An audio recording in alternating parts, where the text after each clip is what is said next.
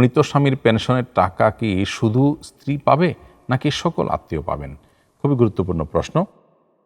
কোনো ব্যক্তি মারা গেলে তার পেনশনের যে টাকাটা, এই টাকাটা সরকারের তরফ থেকে দেওয়া এক ধরনের গিফট বা উপহার। এটা তার রেখে যাওয়া কোনো সম্পদ নয়।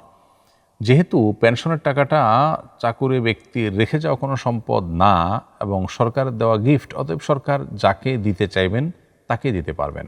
কোনো কোনো ক্ষেত্রে শুধু স্ত্রীকে, কোনো কোনো ক্ষেত্রে স্ত্রী এবং প্রতিবন্ধী বা বিশেষ সন্তানদেরকে সাধারণত পেনশনের টাকা দেওয়ার সরকারিভাবে নির্দেশনা থাকে, পারমিশন থাকে, সুযোগ থাকে।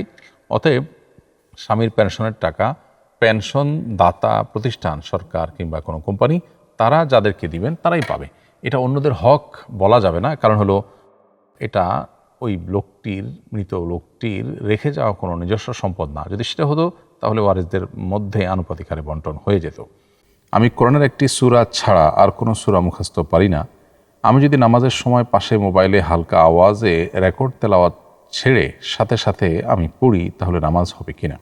দর্শক, আপনার প্রশ্ন উত্তরে বলতে চাই, হানাফি ফকিহগণের মতে নামাজি ব্যক্তি, সালাতরত ব্যক্তি তার বাইরের কারোর কাছ থেকে কোনো প্রকার সহযোগিতা নিয়ে তেলাওয়াত করা বা বাইরের কারোরটা শুনে শুনে তেলাওয়াত করা, এটা নিষিদ্ধ। এটা সালাতের জন্য অনুপযোগী, সালাতের সঙ্গে এটা যায় না।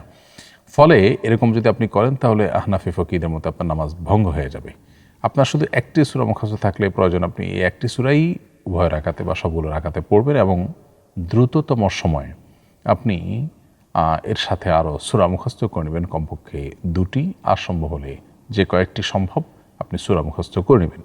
একদিন চেষ্টা করলে একদিনের মধ্যেই একটা ছোট সূরা মুখস্থ করে ফেলা একেবারে অনায়াসে যে কোনো ব্যক্তির জন্য সহজ। বিধায় আপনি রেকর্ড তেলাওয়াত চালু করে রেখে তার সাথে তাল মিলিয়ে পড়ার যে কসরত, সেটা না করে বরং আমার মনে হয় আপনি একদিনের মধ্যে চাইলে সূরা মুখস্থ করে ফেলতে পারেন এবং সেটাই আপনার করা উচিত।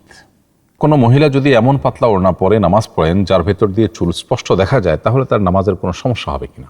প্রিয় দর্শক, মেয়েদের জন্য নামাজের মধ্যে তার মুখমণ্ডল, 2 হাতের কবজি এবং 2 পায়ের পাতা, এগুলো ছাড়া বাকি পুরো শরীর তাকে ঢেকে সালাত আদায় করতে হবে। এই পুরো শরীর ঢাকার মধ্যে মাথার চুলও কিন্তু অন্তর্ভুক্ত। অতএব মাথার চুলও কিন্তু ঢেকেই নারীদেরকে সালাত আদায় করতে হবে। এখন যদি এত পাতলা ওড়না পরে কোনো নারী সালাত আদায় করেন যে তার ওড়না থেকে পরিষ্কারভাবে চুল দেখা যায় বা একইভাবে শরীরের কোনো অঙ্গ দেখা যায়, তাহলে সেক্ষেত্রে সেই ওড়না পরে সালাত আদায় করলে সালাত হবে না। কারণ সে ওড়না পরা আর না পরা সমান।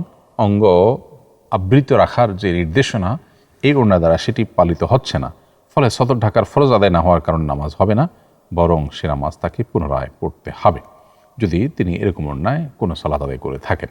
আমি মোবাইল ব্যাংকিংয়ের মাধ্যমে আমার বোনের কাছে জাকাতের টাকা পাঠাই, সে উঠিয়ে উপযুক্ত ব্যক্তিদেরকে দেয়। প্রশ্ন হলো, মোবাইল ব্যাংকিংয়ের ক্যাশ আউটের চার্জ কি আমাকে দিতে হবে? খুবই দরকারি একটি প্রশ্ন। এই প্রশ্ন উত্তর হলো যে, আপনি যার কাছে মোবাইল ব্যাংকিংয়ের মাধ্যমে টাকা পাঠাচ্ছেন সেটা যদি আপনার প্রতিনিধি হয়, তাহলে সেক্ষেত্রে এর ক্যাশ আউটের চার্জ আপনাকে দিতে হবে। কারণ গরিবের কাছে পৌঁছানোটা আপনার দায়িত্ব, জাকাতের টাকা। তো গরিবের কাছে যতক্ষণ পর্যন্ত না পৌঁছাচ্ছে ততক্ষণ পর্যন্ত মাঝের যে খরচটা সেটা আপনাকে বহন করতে হবে। আর যদি মোবাইল ব্যাংকিংয়ের অ্যাকাউন্টটা গরিবই আপনাকে সরবরাহ করে এবং বলে যে আমাকে এখানে দেন, তাহলে সেক্ষেত্রে সেখানে যদি আপনি টাকা দেন তাহলে তার ক্যাশ আউটের চার্জ গরিব বহন করবে এবং জাকাত থেকে কাটা যেতে পারে, সেটা আপনি বহন করতে বাধ্য নন। কারণ হলো এক্ষেত্রে তার কাছে আপনি তার ডিমান্ড অনুযায়ী টাকা পৌঁছে দিয়েছেন, পৌঁছানোর পর এবার সেটা তোলার দায়িত্ব তার, যেহেতু তিনি বলেছেন এখানে পৌঁছাতে। যেহেতু আপনার বোন আপনার পক্ষ থেকে প্রতিনিধি হয়ে গরিবদেরকে বন্টন করেন, অতএব প্রতিনিধির কাজ আর যিনি প্রতিনিধি নিযুক্ত করেছেন উভয়ের কাজ একই হিসাবে বিবেচিত হয়। সেই হিসাবে আপনার এই মোবাইল ব্যাংকিংয়ের ক্যাশ আউটের চার্জ আপনাকেই বহন করতে হবে। জাকাত গ্রহীতা গরিবদের উপরে সেটি চাপানো যাবে না বা জাকাত থেকে সেটা কাটা যাবে না। কোনো মুসলিম মেয়ে যদি সাজসজ্জার অংশ হিসেবে সিঁদুর পড়তে চান, তাহলে তিনি পড়তে পারবেন কি না? উত্তর হলো যে, কোনোভাবেই কোনো মুসলিম নারী তিনি সাজসজ্জার অংশ হিসেবে হলেও সিঁদুর পরা জায়েজ হবে না, বরং এটি যদি তিনি লাগান এবং সিঁদুর যদি অঙ্কন করেন তার কপালে, তাহলে কুফরির সমূহ আশঙ্কা আছে। কারণ সিঁদুর পরা হিন্দু নারীদের একটি তাদের শেয়ার, তাদের একটা নিদর্শন, একটা মার্কায় পরিণত হয়েছে। কোনো জিনিস যখন কোনো ধর্মের ধর্মীয় মার্কায় পরিণত হয় তখন সেটি ধারণ করাটা কুফরে পর্যবসিত হতে পারে। তো এই জন্য অন্তত এটি হারাম হবে সেটি সন্দেহাতীতভাবে বলা যায়। সৌন্দর্যের অংশ হিসেবেও আমরা অন্য ধর্মাবলম্বীদের ধর্মীয় যে সিম্বল আছে সেটা ধারণ করতে পারি না, সেটা হারাম হবে। আর পরিস্থিতি বেঁধে এবং বিশ্বাসের সাথে সংশ্লিষ্ট থাকলে সেটা কুফর পর্যন্ত যেতে পারে। মৃত ব্যক্তির ব্যাংকে গচ্ছিত টাকার মালিক কে হবেন?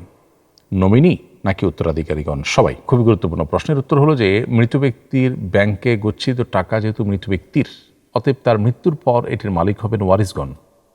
কারণ নামে নমিনি করে রাখা হয় শুধুমাত্র টাকা তোলবার সুবিধার্থে, যে তিনি তুলবেন। বাকি নমিনি করার মানে এই নয় যে তিনিই মালিক হয়ে যাবেন। হ্যাঁ, মৃত ব্যক্তি যদি নমিনি যিনি হবেন তাকে বলে যান বা এটা স্পষ্ট করে যান যে এটা তিনি তাকে গিফট করে যাচ্ছেন, মৃত্যুর পর এটা মালিক সে হয়ে যাবে। তিনি যদি ওয়ারিস হয়ে থাকেন তাহলে মৃত ব্যক্তির সেই ওসিয়ত কার্যকর হবে না, যথারীতি সেটা ওয়ারিসদের মধ্যে বন্টন হবে। আর যদি তিনি ওয়ারিস না হয়ে থাকেন, এরকম কেউ নমিনি হয়, যেমন দাদার ব্যাংক অ্যাকাউন্টে নাতি নমিনি হলেন, তাহলে নাতির জন্য এরকম করে বলে যাওয়ার স্কোপ আছে, সেক্ষেত্রে তিনি মালিক হবেন। আর এমনিতে শুধু নমিনি করে গেলে ওয়ারিসরা মালিক হবেন, নমিনি নয়। আসুন্নাহ ফাউন্ডেশন, উম্মার সাথে সুন্নাহর সাথে।